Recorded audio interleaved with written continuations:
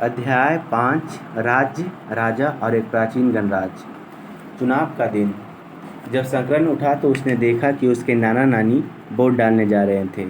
दरअसल वे चुनाव केंद्र पर सबसे पहले पहुंचना चाहते थे। संकरण जानना चाहता था कि आखिर वे इतने उत्साहित क्यों थे। उसके नाना जी ने उसे जल्दी में समझाने की कोशिश की और कहा, आज हम अपने शासकों का चुनाव करने जा रहे हैं। कुछ लोग शासक कैसे बने। लगभग 50 वर्षों से हम अपने शासकों का चुनाव मतदान के जरिए करते आ रहे हैं, लेकिन बहुत पहले लोग शासक कैसे बनते थे। हमने अध्याय 4 में यह पढ़ा कि कुछ राजा संभवतः जन यानी लोगों द्वारा चुने जाते थे, परंतु करीब 3000 साल पहले राजा बनने की इस प्रक्रिया में कुछ परिवर्तन दिखाई दिए।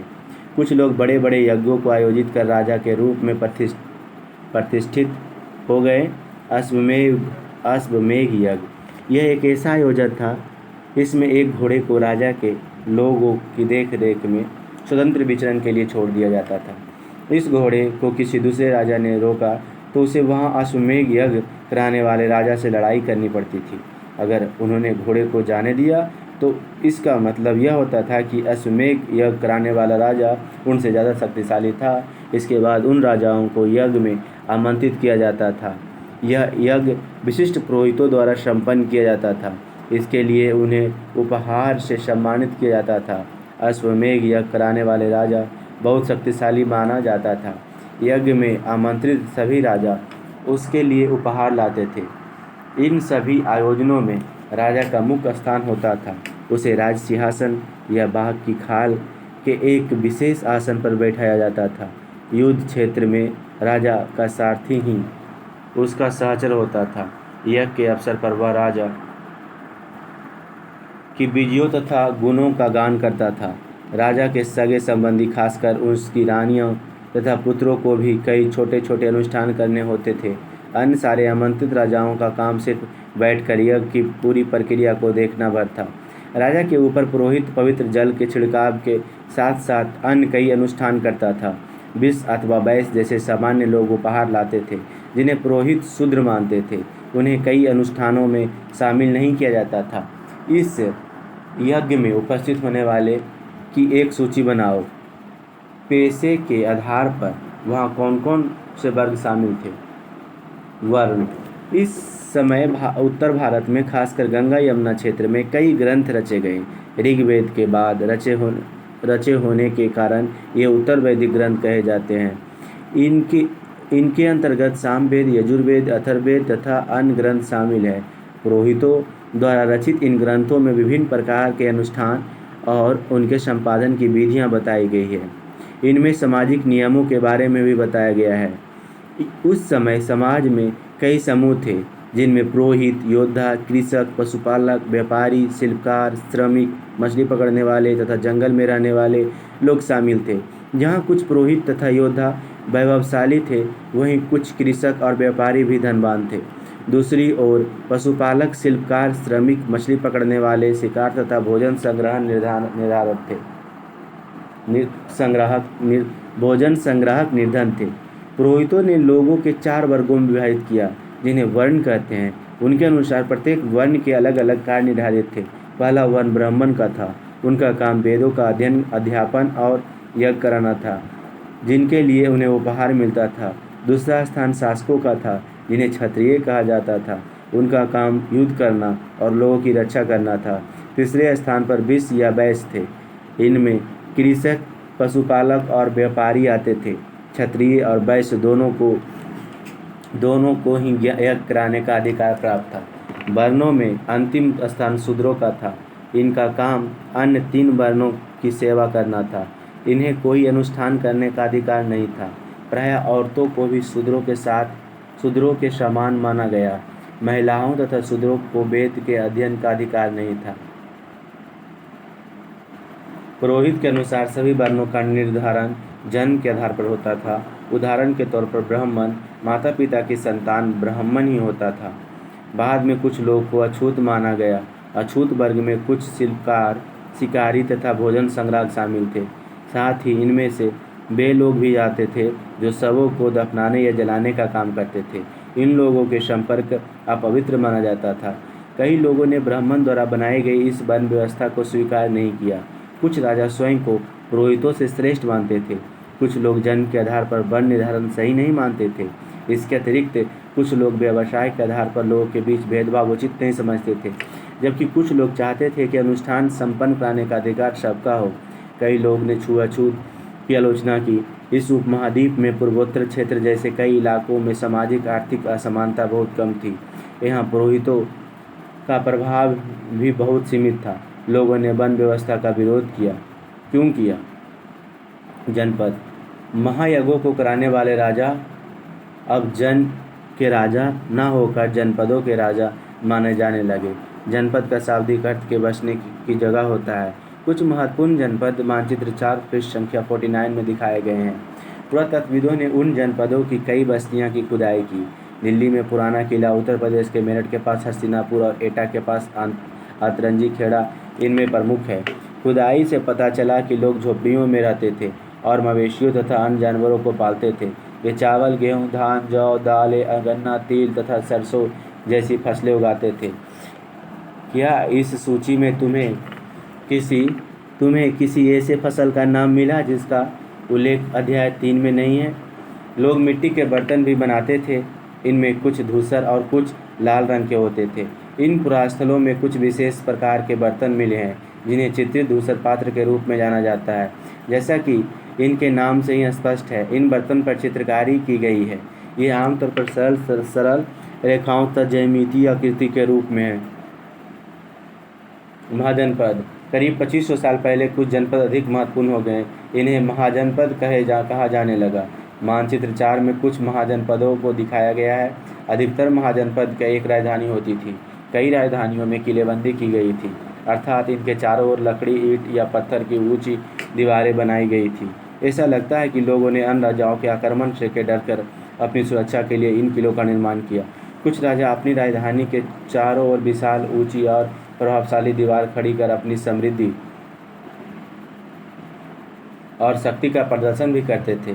इस तरह के किले के अंदर रहने वाले लोगों और इस क्षेत्र पर नियंत्रण रखना भी सरल हो जाता होगा। इस तरह की विशाल दीवार बनाने के लिए व्यापक योजना की आवश्यकता थी और लोगों की संख्या में ईंटों तथा पत्थरों का इंतजाम करना पड़ता था। हजारों स्त्री, पुरुष तथा बच्चे ने इसके लिए अथक परिश्रम किया होगा। इनके लिए संसाधन की आवश्यकता पड़ती होगी। अब राजा सेना रखने लगे थे। सिपाहियों को नियमित वेतन देकर पूरे साल रखा जाता था। कुछ भुगतान संभवतः आहत सिक्के पृष्ठ संख्या 84 पर चित्र देखो के रूप में होता था। इन सिक्कों के बारे में तुम अध्याय 8 में पढ़ोगे। महाजनपद के राजा ऋग्वेद में उल्लेखित राजाओं को किस प्रकार भिन्न है, 2 अंतर बताओ। कर महाजनपदों के राजा विशाल किले बनवाते थे और बड़ी सेना रखते थे, इसलिए उन्हें प्रचुर संसाधन की आवश्यकता होती थी। इसके लिए उन्हें कर्मचारियों का भी आवश्यकता होती थी। अतः महाजनपद के राजा लोग द्वारा समय समय पर लाए गए उपहारों पर निर्भर न रहकर अब नियमित रूप से कर वसूलने लगे। फसलों पर लगे गए कर सबसे महत्वपूर्ण थे, क्योंकि अधिकांश लोग कृषक ही थे। प्रायः उपज का 1/6 भाग माईसा कर के रूप में निर्धारित किया जाता था, जिसे भाग कहा जाता था। कारीगरों के ऊपर भी कर लगाए गए, जो प्रायः श्रम के रूप में चुकाए जाते थे। जैसे कि एक बुनकर, लोहार या सुनार को राजा के लिए महीने में 1 दिन काम करना पड़ता था। पशुपालकों को जानवरों या उनके उत्पाद के रूप में कर देना पड़ता था। व्यापारियों को सामान खरीदने बेचने पर भी कर देना पड़ता था। आखेटकों तथा संग्राहकों को जंगल से प्राप्त वस्तुएं देनी होती थी। आखेटक तथा खाद्य संग्राहक राजाओं को क्या देते होंगे? कृषि में परिवर्तन। इस युग में कृषि के क्षेत्र में 2 बड़े परिवर्तन आए। हल के फाल अब लोहे के बनने लगे। अब कठोर जमीन का लकड़ी के फाल की तुलना में लोहे के फाल से आसानी से जोता जा सकता था। इससे फसलों की उपज बढ़ गई। दूसरे लोगों ने धान के पौधे का रोपण शुरू किया, अर्थात खेतों में बीज छिड़ककर धान उपजाने के बजाय धान के पौधे तैयार कर उनका रोपण शुरू किया गया। अब पहले की तुलना में बहुत ज़्यादा पौधे जीवित रह जाते थे, इसलिए पैदावार भी ज़्यादा होने लगी। इसमें कमरतोड़ परिश्रम लगता था। ये काम ज़्यादातर दास, दासी तथा भूमिहार, खेतिहर मजदूर, कामगार करते थे। क्या तुम बता सकते हो कि राजा ने इन परिवर्तनों को प्रोत्साहन देते होंगे? सूक्ष्म निरीक्षण। मानचित्र मगध। मानचित्र 4 पृष्ठ संख्या 49 में मगध ढूंढो। लगभग 200 साल के भीतर मगध सबसे महत्वपूर्ण जनपद बन गया। गंगा और सोन जैसी नदियां मगध से होकर बहती थी। ये यातायात, जल वितरण और ज़मीन को उपजाऊ बनाने के लिए बहुत महत्वपूर्ण थी। मगध का एक हिस्सा जंगलों से भरा था। इन जंगलों में रहने वाले हाथियों को पकड़कर और उन्हें प्रशिक्षित कर सेना के काम में लगाया जाता था। यही नहीं, जंगलों में घर, गाड़ियाँ तथा रथ बनाने के लिए लकड़ी मिलती थी। इसके अलावा इस क्षेत्र में लौह-अयस्क की खदानें हैं। मजबूत औजार और हथियार बनाने के लिए ये बहुत उपयोगी थे। मगध में 2 बहुत ही शक्तिशाली शासक बिंबिसार तथा अजातशत्रु हुए। अन्य जनपदों को जीतने के लिए ये हर संभव साधन अपनाते थे। महापद्मानंद एक और महत्वपूर्ण शासक थे। उन्होंने अपने नियंत्रण का क्षेत्र इस उपमहाद्वीप के उत्तर पश्चिम भाग तक फैला लिया था। बिहार में राजगीर, आधुनिक राजगीर, कई साल तक मगध की राजधानी बनी रही। बाद में पाटलिपुत्र, आज का पटना का राजधानी बनाया गया। 2300 साल से भी पहले की बात है। मेसिडोनिया का राजा सिकंदर विश्व विजय करना चाहता था। पूरी तरह सफल न होने पर भी वह मिस्र और पश्चिम एशिया के कुछ राज्यों को जीतता हुआ भारतीय उपमहाद्वीप में ब्यास नदी के किनारे तक पहुंच गया। जब उसने मगध की ओर कूच करना चाहा तो उनके सिपाहियों ने इनकार कर दिया। इस बात से भयभीत थे कि भारत के शासकों के पास पैदल, रथ और हाथियों की बहुत बड़ी सेना थी। इन सेनाओं और ऋग्वेद में उल्लेखित सेनाओं के बीच में क्या अंतर दिखता है? वज्जी। जैसा कि तुमने ऊपर पढ़ा, मगध एक शक्तिशाली राज्य बन गया था। उसके नज़दीक ही वज्जी राज्य था, जिसकी राजधानी वैशाली बिहार थी। यहाँ एक अलग किस्म की शासन व्यवस्था थी, जिसे गणीय संघ कहते थे। गणीय संघ में कई शासक होते थे। कभी कभी लोग एक साथ शासन करते थे, जिसमें से प्रत्येक व्यक्ति राजा कहलाता था। ये सभी राजा विभिन्न अनुष्ठान को एक साथ संपन्न करते थे। सभाओं में बैठकर ये बातचीत, बहस और वाद विवाद के जरिए तय करते थे कि क्या करना है और किस तरह का शत्रुओं के आक्रमण से निपटने के लिए मिलकर चर्चाएं करते थे। स्त्रियां, दास और कर्मकार इन सभाओं में हिस्सा नहीं ले सकते थे। बुद्ध तथा महावीर, जिनके बारे में तुम अध्याय 6 में पढ़ोगे, दोनों ही गण या संघ से संबंधित थे। बौद्ध साहित्य में संघ के जीवन का बहुत ही सजीव वर्णन मिलता है। वज्जी संघ का वर्णन दिग् निकाय से लिया गया है। दिग् निकाय एक प्रसिद्ध बौद्ध ग्रंथ है, जिसमें बुद्ध के कई व्याख्यान दिए हैं। इन्हें करीब 2300 साल पहले लिखा गया था। अजातशत्रु और वज्जी संघ। अजातशत्रु वज्जी संघ पर आक्रमण करना चाहते थे। उन्होंने अपने मंत्री बसस्कार को बुद्ध के पास सलाह के लिए भेजा। बुद्ध ने उनसे पूछा कि क्या वज्जी सभाएं नियमित रूप से होती है तथा उनमें सभी सदस्य उपस्थित होते हैं। जब उन्हें पता चला कि ऐसा होता है, उन्होंने कहा कि वज्जीवासी तब तक उन्नति करते रहेंगे जब तक वे पूर्ण और नियमित सभाएं करते रहेंगे, आपस में मिलजुल कर काम करते रहेंगे, पारंपरिक नियमों का पालन करते रहेंगे, बड़ों का सम्मान, समर्थन और उनकी बातों पर ध्यान देते रहेंगे। वज्जी महिलाओं के साथ जोर जबरदस्ती नहीं करेंगे और उन्हें बंधक नहीं बनाएंगे। शहरों तथा गांवों में चैत्यों का रखरखाव करेंगे। विभिन्न मतावलंबी संतों का सम्मान करेंगे और उनके आने जाने पर कोई रोक नहीं लगाएंगे। वज्जी संघ अन्य महाजनपदों से कैसे भिन्न था? कम से कम 3 अंतर बताओ। कई शक्तिशाली राजा इन संघों को जीतना चाहते थे। इसके बावजूद उनका राज अब से लगभग 1500 साल पहले तक चलता था रहा। इसके बाद गुप्त शासकों ने गण और संघ पर विजय प्राप्त कर उन्हें अपने राज्य में शामिल कर लिया। इनके बारे में तुम अध्याय 10 में पढ़ोगे। अपने एटलस में यूनान और एथेंस को ढूंढो। लगभग 2500 साल पहले एथेंस के लोग ने एक शासन व्यवस्था की स्थापना की, जिसे प्रजातंत्र या गणतंत्र कहते हैं। यह व्यवस्था लगभग 200 साल तक चली। इसमें 30 साल के ऊपर के उन सभी पुरुषों को पूर्ण नागरिकता प्राप्त थी जो दास नहीं थे।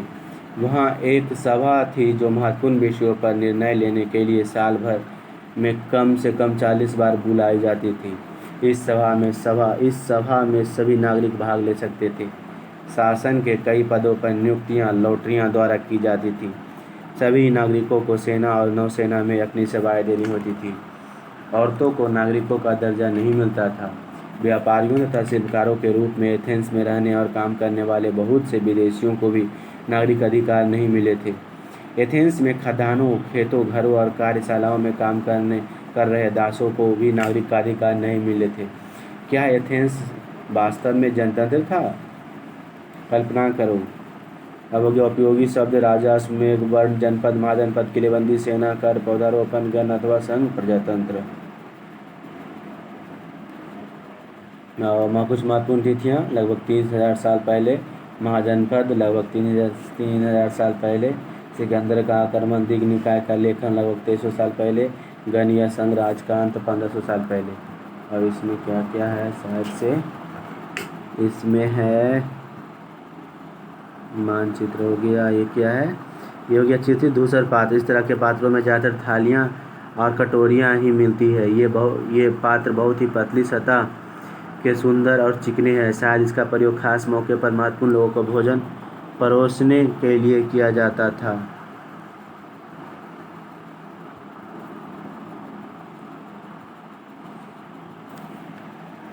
अध्याय 5 समाप्त होता है। अध्याय 6 नए प्रश्न नए विचार। अनघा निकली सैर पर। अनघा आज पहली बार अपने विद्यालय की ओर से सैर पर जा रही थी। इसके लिए उसने देर रात पुणे महाराष्ट्र से वाराणसी उत्तर प्रदेश की ट्रेन पकड़ी।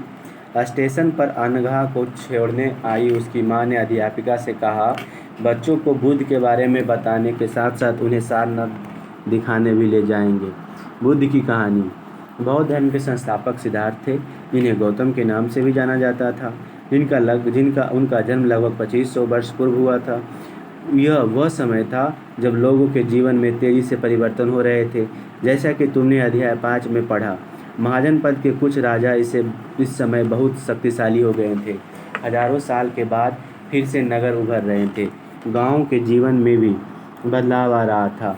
बहुत से विचारक इन परिवर्तनों को समझने का प्रयास कर रहे थे। वे जीवन के सच्चे अर्थ को भी जानना चाह रहे थे। बुद्ध क्षत्रिय थे तथा शाक नामक एक छोटे से गण से संबंधित थे। युवावस्था में ही ज्ञान की खोज में उन्होंने घर के सुखों को छोड़ दिया। अनेक वर्षों तक वे भ्रमण करते रहे तथा अन्य विचारकों से मिलकर चर्चा करते रहे। अंततः ज्ञान प्राप्ति के लिए उन्होंने स्वयं ही रास्ता ढूंढने का निश्चय किया।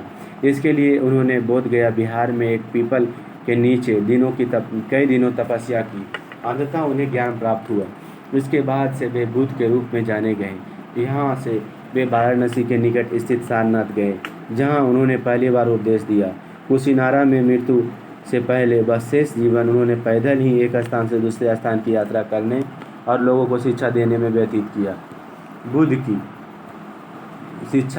बुद्ध ने शिक्षा दी कि यह जीवन कष्टों और दुखों से भरा हुआ है और ऐसा हमारी इच्छा और लालसाओं जो हमेशा पूर्ण नहीं हो सकती के कारण होता है। कभी कभी हम जो चाहते हैं वो प्राप्त कर लेने के बाद भी संतुष्ट नहीं होते एवं और अधिक अथवा अन्य वस्तुओं को पाने की इच्छा करने लगते। बुद्ध ने इस लिप्सा को तृष्णा कहा। तृष्णा कहा। बुद्ध ने शिक्षा दी कि आत्मसंयम अपनाकर हम ऐसी लालसा से मुक्ति पा सकते हैं। उन्होंने लोगों को दयालु होने तथा मनुष्यों के साथ साथ जानवरों के जीवन का भी आदर करने की शिक्षा दी। वे मानते थे कि हमारे कर्मों के परिणाम चाहे वे अच्छे हो या बुरे, हमारे वर्तमान जीवन के साथ साथ बाद के जीवन को भी प्रभावित करते हैं। बुद्ध ने अपनी शिक्षा समान लोगों की प्राकृतिक भाषा में दी, इससे समान लोग भी उनके संदेश को समझ सके। वेदों की रचना के लिए किस भाषा का प्रयोग हुआ था? बुद्ध ने कहा कि लोग किसी शिक्षा को केवल इसलिए नहीं स्वीकार करें कि यह उनका उपदेश है, बल्कि वे उसे अपने विवेक से मापें। आओ देखें उन्होंने ऐसा किस प्रकार किया।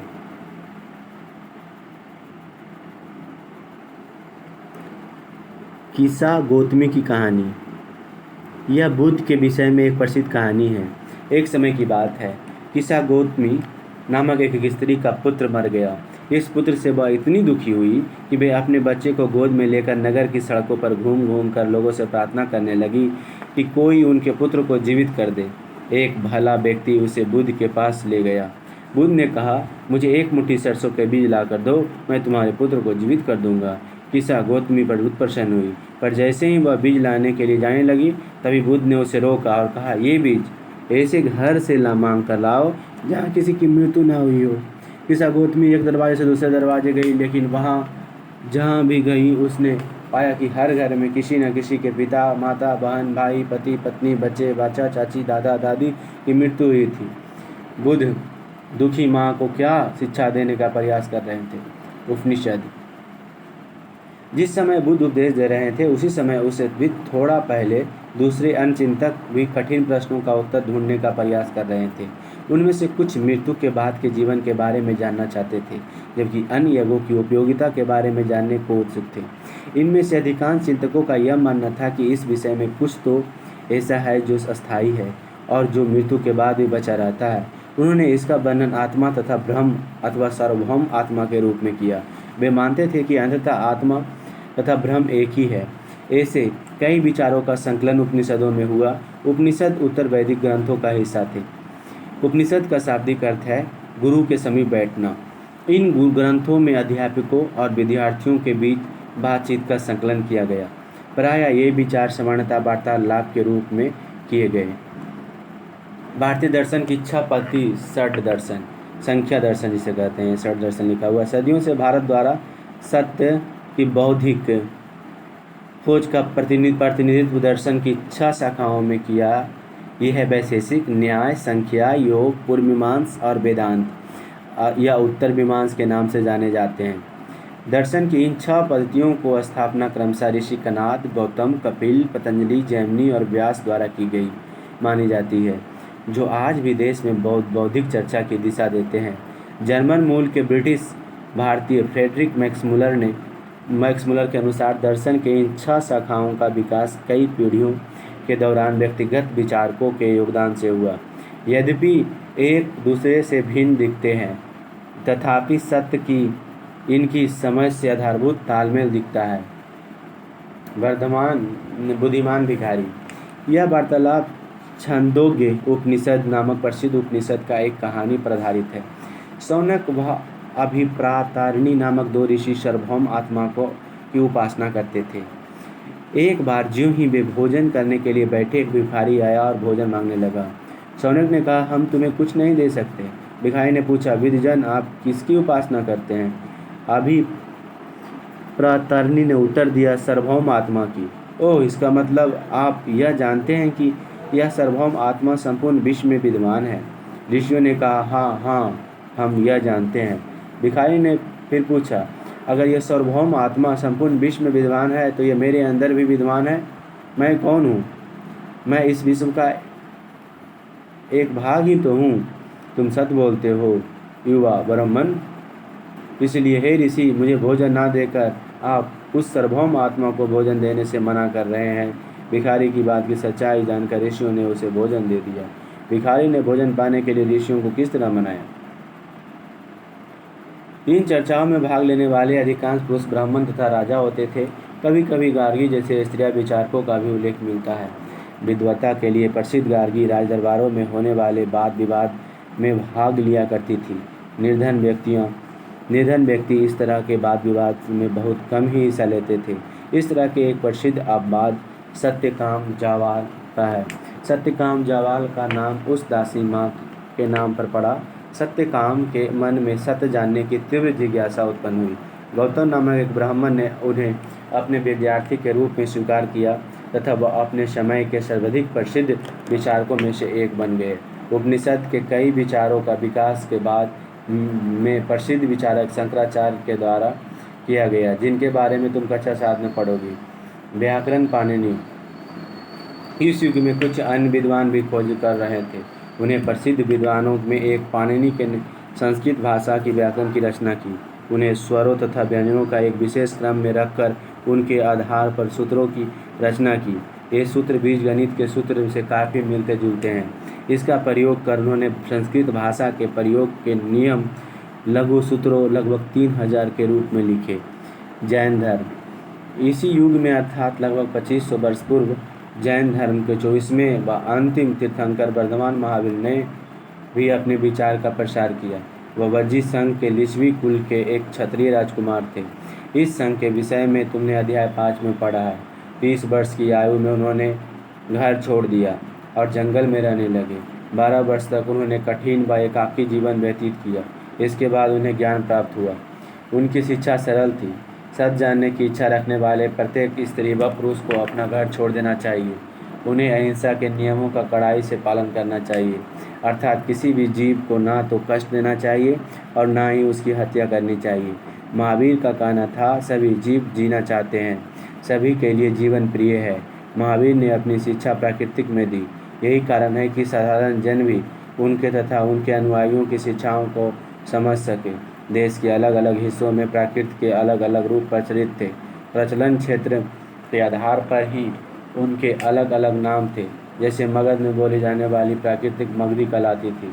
जैन नाम से जाने गए महावीर के अनुयायी को भोजन के लिए भिक्षा मांगकर सदा जीवन बिताना होता था। उन्हें पूरी तरह ईमानदार होना पड़ता था तथा चोरी न करने की उन्हें सख्त हिदायत दी थी। उन्हें ब्रह्मचर्य का पालन करना होता था। पुरुषों को वस्त्रों सहित सब कुछ त्याग देना पड़ता था।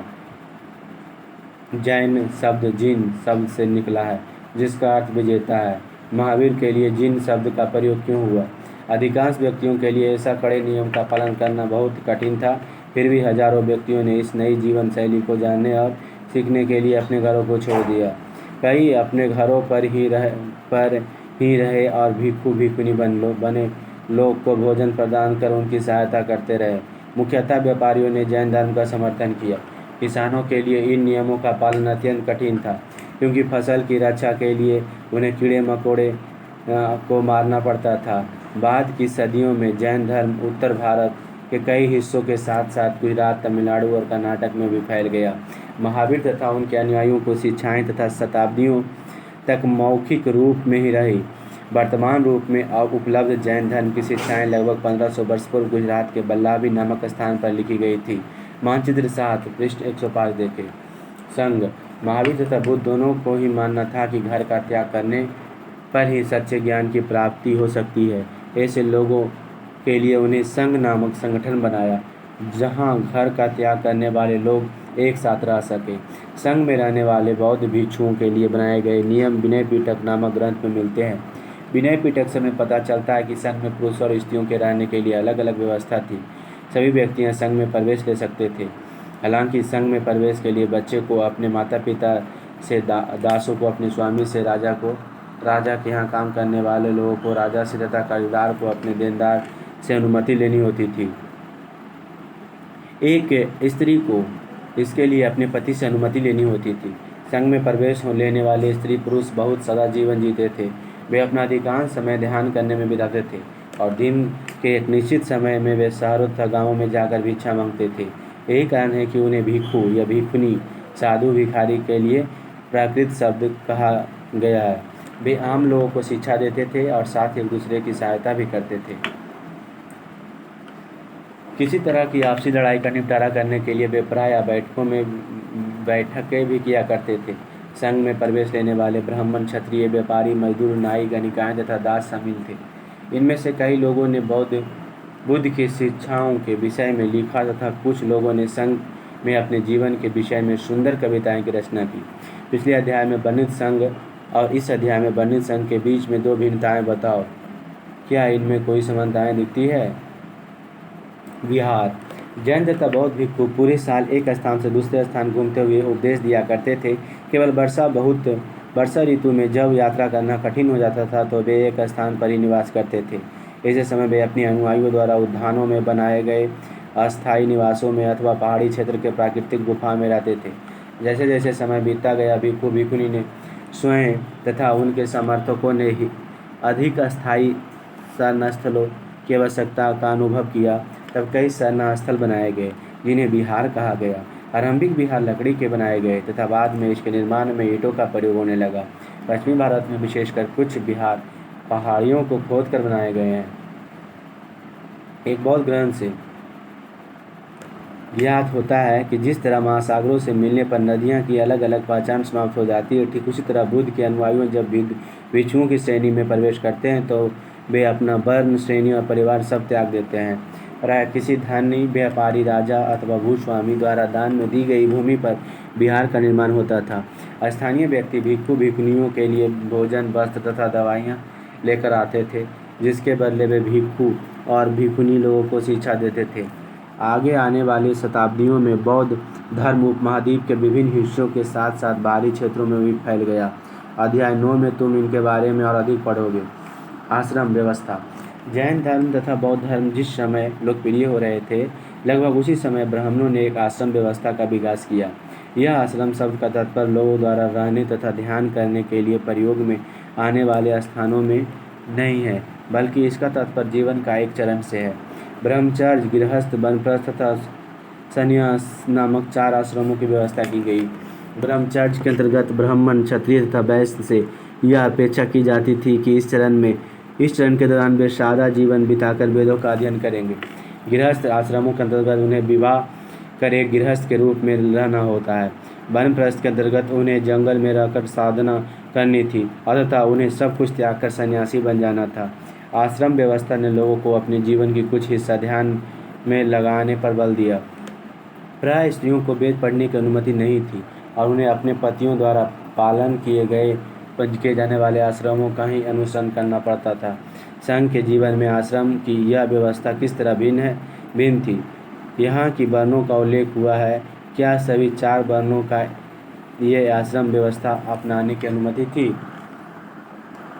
एटलस ने ईरान ढूंढो। ज़रथुस्त्र एक ईरानी पैगंबर थे। इनकी शिक्षाओं का संकलन जैन-अवेस्ता नामक ग्रंथ में मिलता है। जैन-अवेस्ता की भाषा तथा इसमें वर्णित रीति-रिवाज बौद्धों की भाषा और रीति-रिवाजों में काफ़ी मिलते-जुलते। ज़रथुस्त्र के मूल शिक्षा का सूत्र है सद्विचार, सद्वचन तथा सद्कार्य। हे ईश्वर, बल, सत्य प्रधानता व सद्विचार प्रदान कीजिए, जिनके जरिए हम शांति बन सके। 1000 से अधिक वर्षों तक ज़रथुस्त्र ईरान का एक प्रमुख धर्म रहा। बाद में कुछ ज़रथुस्त्रवादी ईरान से आकर गुजरात और महाराष्ट्र के तटीय नगरों में बस गए। वे लोग ही आज के पारसियों के पूर्वज हैं। उपयोगी शब्द: तृष्णा, प्राकृत, आत्मा, ब्रह्म, उपनिषद, जैन, अहिंसा, भिक्षु संघ, विहार, आश्रम। उपनिषदों के विचार तथा जैन महावीर तथा बुद्ध लगभग 2500 वर्ष पूर्व। जैन ग्रंथों का लेखन लगभग 1500 वर्ष पूर्व। और इसमें कुछ इम्पोर्टेंट ये तो दिखाया गया है। बौद्ध विहार किस तरह के होते थे, पहाड़ी को खोद कर बनाया गया। क्या लिखा है? पहाड़ी को काट कर बनाई गई एक गुफा। यह कार्ले वर्तमान महाराष्ट्र में स्थित एक गुफा है। भिक्षु भिक्षुनी इन शरण स्थलों में रहकर ध्यान करते थे। और क्या है इसमें? और ये क्या है? तो ये है सारनाथ स्तूप। इस इमारत का स्तूप को नाम से जाना जाता है। यहीं पर बौद्ध ने अपना सर्वप्रथम उपदेश दिया था। इसी घटना की स्मृति में स्तूप का निर्माण किया गया। अध्याय 11 में इस स्तूप के बारे में और अधिक पढ़ोगे। और ये चैप्टर 6 समाप्त होता है।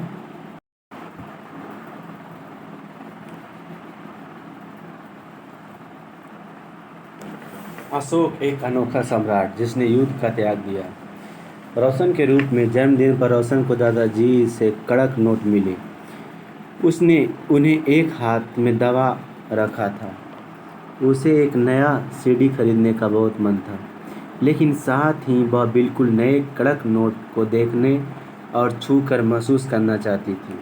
तभी उसने पाया कि सभी नोट में दाहिने तरफ गांधी जी का मुस्कुराता चेहरा बना हुआ था और बाईं तरफ छोटे छोटे शेर चित्रित थे। उसने सोचा, आखिर यह शेर क्यों बने हुए हैं? एक बहुत बड़ा राज, एक साम्राज्य। हम जिन शेरों के चित्र रुपये पैसों पर देखते हैं, उनका एक लंबा इतिहास है। उन्हें पत्थर को काटकर बनाया गया है, फिर उन्हें सारनाथ में एक विशाल स्तंभ पर स्थापित किया गया था। इस विषय में तुमने अध्याय 6 में पढ़ा। इतिहास महानतम राजाओं में से एक अशोक के निर्देश पर इसके जैसे कई स्तंभों तथा पत्थरों का अभिलेख उत्कीर्ण किए गए। इसके पहले कि हम यह जानें कि इन अभिलेखों में क्या लिखा है, यह समझने की कोशिश करें कि उनके राज्य को साम्राज्य क्यों कहा जाता है। अशोक जिस साम्राज्य पर शासन करते थे, उसकी स्थापना उनके दादा चंद्रगुप्त मौर्य ने लगभग 2300 साल पहले की थी। 2300 साल पहले चाणक्य अशोक जिस साम्राज्य पर शासन करते थे, उसकी स्थापना उनके दादा चंद्रगुप्त मौर्य ने लगभग 2300 साल पहले की थी। चाणक्य या कौटिल्य नाम से एक बुद्धिमान व्यक्ति ने चंद्रगुप्त की सहायता की की थी। चाणक्य के कई विचार हमें अर्थशास्त्र नाम की किताब में मिलते हैं। वंश: जब एक ही परिवार के कई सदस्य एक के बाद एक राज्य बनते हैं तो उन्हें एक ही वंश का कहा जाता है। मौर्य वंश में 3 महत्वपूर्ण राजा हुए: चंद्रगुप्त, उसका बेटा बिंदुसार और बिंदुसार का पुत्र अशोक। साम्राज्य में बहुत से नगर थे। मानचित्र में उन्हें काले बिंदुओं से दिखाया गया है। इनमें साम्राज्य की राजधानी पाटलिपुत्र, उज्जैन और तक्षशिला जैसे नगर प्रमुख थे। तक्षशिला उत्तम पश्चिम और मध्य एशिया के लिए आने जाने का मार्ग था। दूसरी तरफ उज्जैन उत्तरी भारत से दक्षिण भारत जाने वाले रास्ते में पड़ता था। शायद नगरों में व्यापारी, सरकारी अधिकारी और शिल्पकार रहा करते थे। साम्राज्य के बहुत बड़े क्षेत्र में किसानों और पशुपालकों के गांव बसे हुए थे। मध्य भारत जैसे इलाकों में ज़्यादातर हिस्से जंगल से भरा हुआ था। वहाँ पर लोग फल फूल का संग्रहण और जानवर का शिकार करके जीविका चलाते थे। साम्राज्य के अलग अलग इलाकों के लोग भिन्न भिन्न भाषाएं बोलते थे। वे लोग शायद अलग अलग प्रकार के भोजन करते थे और यहाँ तक कि अलग अलग किस्म के पोशाक भी पहनते थे। राज्य साम्राज्य से कैसे भिन्न है? क्योंकि साम्राज्य राज्यों से बड़े होते हैं और उनकी रक्षा के लिए बड़े सेनाओं की जरूरत होती है। इसीलिए सम्राट को राजाओं की तुलना में ज़्यादा संसाधनों की जरूरत होती है। इसी कारण उन्हें बड़ी संख्या में कर इकट्ठा करने वाले अधिकारियों की जरूरत होती है। साम्राज्य का प्रशासन: क्योंकि मौर्य साम्राज्य बहुत बड़ा था, इसलिए अलग अलग हिस्सों पर अलग अलग ढंग से शासन किया जाता था। पाटलिपुत्र और उसके आसपास के इलाकों पर सम्राट का सीधा नियंत्रण था। इसका मतलब यह हुआ कि इस इलाके में गांव और शहरों के किसान, पशुपालकों, शिल्पकारों एवं व्यापारियों से कर इकट्ठा करने के लिए राजा अधिकारियों की नियुक्ति करता था। जो राजा के आदेश का उल्लंघन करते थे अधिकारी उन्हें सजा भी देते थे। इनमें से कई अधिकारी को वेतन भी दिया जाता था। संदेश वाहक एक जगह से दूसरी जगह घूमते रहते थे और राजा के जासूस अधिकारियों के कार्यकलाप पर नजर रखते थे। इन सबके ऊपर सम्राट था, जो राज परिवार का एक वरिष्ठ मंत्रियों की सहायता से सब पर नियंत्रण रखता था। मौर्य साम्राज्य के भीतर कई छोटे क्षेत्र या प्रांत थे। इन पर तक्षशिला या उज्जैन जैसी प्रांतीय राजधानियों से शासन किया जाता था। कुछ हद तक पाटलिपुत्र से इन क्षेत्रों पर नियंत्रण रखा जाता था और अक्सर राजकुमारों को वहाँ का राज्यपाल, गवर्नर बनाकर भेजा जाता था। लेकिन ऐसा लगता है कि इन जगहों पर स्थानीय परंपराओं और नियमों को ही माना जाता था। प्रादेशिक केंद्र के बीच विस्तृत होते थे। इनके इलाकों में मौर्य शासक सिर्फ मार्गों और नदियों पर नियंत्रण रखने की कोशिश करते थे, जो कि अशोक एक अनोखा सम्राट जिसने युद्ध का त्याग किया, आवागमन के लिए महत्वपूर्ण थे। यहाँ से उन्हें भी संसाधन कर और भेंट के रूप में मिलते थे। उसे इकट्ठा किया जाता था। उदाहरण के लिए अर्थशास्त्र में यह लिखा है कि उत्तर पश्चिम कंबल के लिए और दक्षिण भारत सोने और कीमती पत्थरों के लिए प्रसिद्ध था। संभव है कि संसाधन नजराने के रूप में इकट्ठा किए जाते थे। नजराना: जहाँ कर नियमित ढंग से इकट्ठे किए जाते थे, वही नजराना अनियमित रूप से जब भी संभव हो इकट्ठा किया जाता था। ऐसे नजराने विविध पदार्थों के रूप में प्रायः ऐसे लोगों से लिए जाते थे जो स्वेच्छा से इसे देते थे। राजधानी में सम्राट: मेगास्थनीज चंद्रगुप्त के दरबार में पश्चिम एशिया के यूनानी राजा सेल्यूकस निकेटर का राजदूत था। मेगास्थनीज ने जो कुछ देखा उसका विवरण दिया। यहाँ हम उसके विवरण का एक अंश दे रहे हैं। सम्राट का जनता के सामने आने के अवसरों पर शोभा यात्रा के रूप में जश्न मनाया जाता था। उन्हें एक सोने की पालकी में ले जाया जाता था। उनके अंगरक्षकों सोने और चांदी से अलंकृत हाथियों पर सवार रहते थे। कुछ अंगरक्षक पेड़ों को लेकर चलते हैं।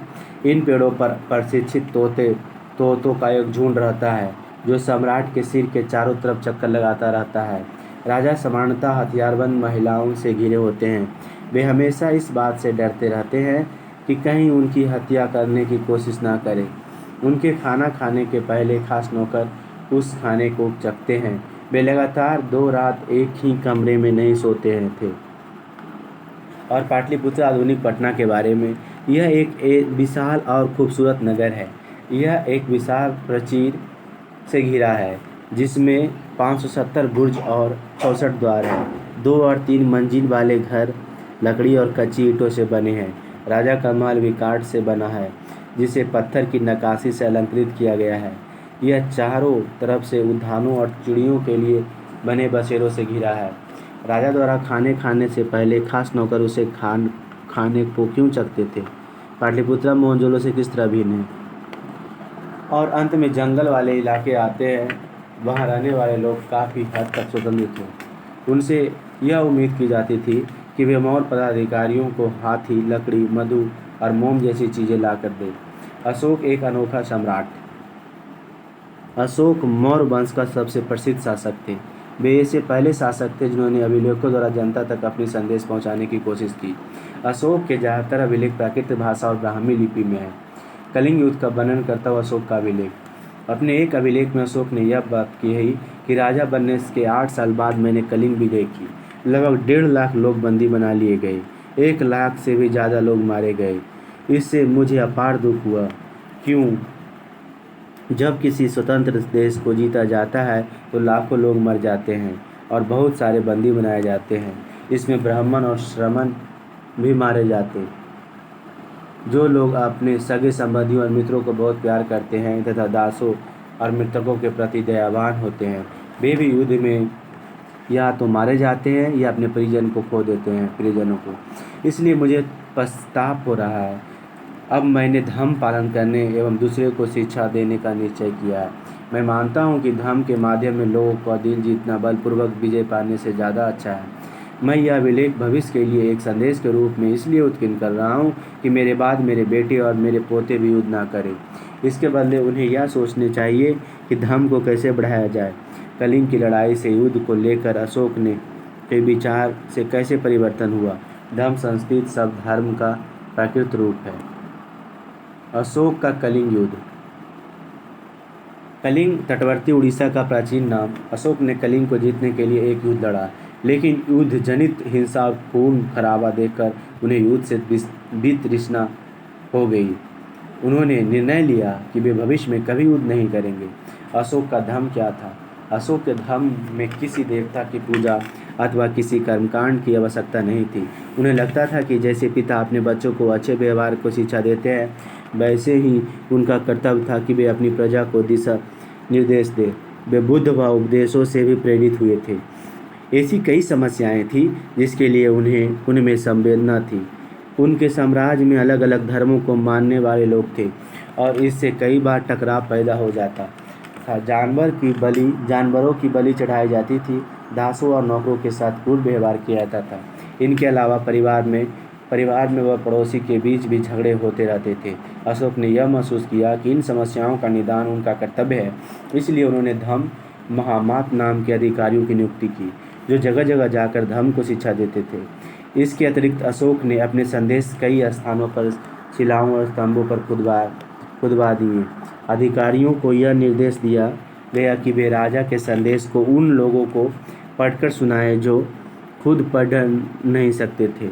अशोक ने धर्म के विचार को प्रसारित करने के लिए सीरिया, मिस्र, ग्रीस तथा श्रीलंका में भी दूत भेजे। उन्होंने सड़कें बनवाएं, कुएं खुदवाएं और विश्राम गृह बनवाएं।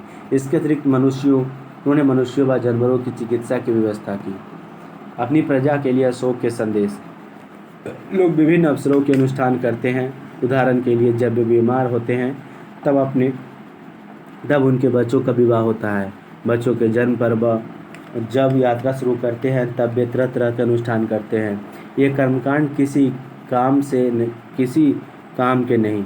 इसके बदले यदि लोग दूसरे रीतियों को माने तो वह ज़्यादा फलदायी होगी। ये अन्य प्रकार की रीतियाँ क्या है? ये है अपने दासों और नौकरों के साथ अच्छा व्यवहार करना, बड़ों को आदर करना, सभी जीवों पर दया करना और ब्राह्मणों तथा श्रमणों को दान देना। अपने धर्म की प्रशंसा या दूसरे के धर्म का निंदा करना, दोनों ही बात गलत है। हर किसी को दूसरे धर्म का आदर करना चाहिए। यदि कोई अपने धर्म की बड़ाई और दूसरे धर्म की बुराई करता है तो यह वास्तव में अपने धर्म को ज़्यादा नुकसान पहुंचाता है। इसलिए हर किसी को दूसरे के धर्म के प्रमुख विश्वासों को समझने की कोशिश करते हुए उसका आदर करना चाहिए। भारत के प्रथम प्रधानमंत्री पंडित जवाहरलाल नेहरू ने लिखा, उनके धर्मादेश आज भी हमसे एक ऐसी भाषा में बात करते हैं जिन्हें हम समझ सकते हैं, जिनसे हम बहुत कुछ सीख सकते हैं। अशोक ने धर्म के विचारों को दूर दूर तक फैलने के लिए उन बातों को बताया जो आपके अनुसार आज भी प्रासंगिक है। अशोक के संदेश के उन हिस्सों को बताओ जो आज भी प्रासंगिक है। ब्राह्मी लिपि आधुनिक भारत के, तो इधर बाद में जैसा हो गया आरंभिक ब्राह्मी, देवनागरी, हिंदी, बांग्ला, मलयालम, तमिल सब आ है किस तरह से लिखा जाता है। जो अन्यत्र मौर्य साम्राज्य से उभरने से थोड़ा पहले लगभग 2400 वर्ष पहले चीन के सम्राट ने चीन की दीवार का निर्माण शुरू किया। इसे बनाने का उद्देश्य उत्तरी सीमा के पशुपालक लोग से रक्षा करना था। अगले 2000 वर्षों तक इस दीवार का निर्माण कार्य चलता रहा क्योंकि साम्राज्य की सीमाएं बदलती रही। यह दीवार लगभग 6400 किलोमीटर लंबी तथा पत्थर और ईंट से बनी है। इसकी ऊपरी सतह सड़क जैसी चौड़ी है। इस दीवार को बनाने के लिए हजारों लोगों को काम करना पड़ा। हर 100 से 200 मीटर की दूरी पर इस पर निगरानी के लिए बुर्ज बने हुए। पड़ोसी देशों के प्रति अशोक का रवैया चीनी सम्राटों के रवैये से कैसे भिन्न था। कल्पना करो, उपयोगी शब्द साम्राज्य, राजधानी, अधिकारी, संदेशवाहक, प्रांत, धर्म। और इसमें क्या है, ब्राह्मी लिपि आधुनिक भारत के ज़्यादातर लिपियाँ पिछले सैकड़ों वर्षों से ब्राह्मी लिपि से उत्पन्न हुई।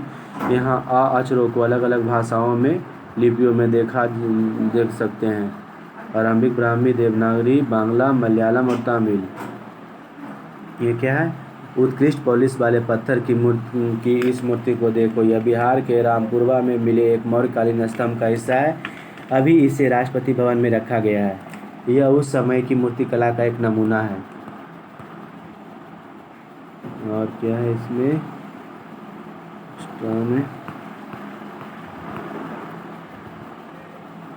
ये मौर्य साम्राज्य के उस युग के प्रमुख नगर अभिलेखों के प्राप्ति स्थल। जिन जगहों पर अशोक के शिलालेख मिले हैं उन्हें लाल बिंदुओं से दिखाया गया है। ये सारे इलाके साम्राज्य के भीतर थे। उन देशों का नाम बताओ जहां अशोक के अभिलेख मिले हैं। भारत के कौन कौन से राज्य मौर्य साम्राज्य के बाहर थे। इतना ये तो अशोक स्तंभ को दिखाया है, शेरों वाला स्तंभ से। अध्याय 7 समाप्त हुआ।